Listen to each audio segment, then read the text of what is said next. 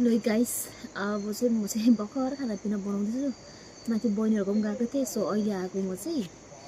अन्त लाइट पनि छैन हो, अन्त हावा हुन्डी यस्तो बेसी आयो आज चाहिँ। मलाई यस्तो बेसी डर लाग्यो गाइस है, यति बेसी डर लाग्यो, यति बेसी डर लाग्यो। अन्त अघि अलिअलि हावा आएर मतलब भागिदिएँ गाइस हो। भर्खर आएर चाहिँ अब खानापिना बनाउँछु, भोक पनि लागिरहेछ।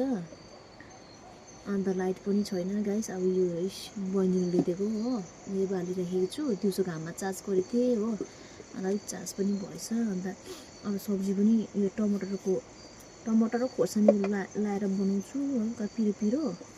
अन्त अन्डाको चाहिँ रोटी बनाउनु पर्यो, अमलेट भनेर चाहिँ यहाँ कटिङ गर्दैछु है। अन्त के भएको यस्तो बेसी अस्तिसम्म चाहिँ भुइँचालोले हल्लाएर अहिले फेरि हावा पानी पेट के हुन आँट्यो म पनि बुझ्नै सकिनँ गाइस है। होसियार भएर बस्नु होला तपाईँहरू पनि, एकदम म जस्तो टाप दिइहाल्नुपर्छ, भागिहाल्नुपर्छ। आम्मा पनि पाक्न आँट्यो। सो अब लाइट के भन्छ फोन पनि के अरे स्विच अफ हुन आँट्यो। अघि एकछिन ब्याङ्कमा चार्ज गरेको त्यति हो। सो तपाईँहरू मजाले खानापिना खाएर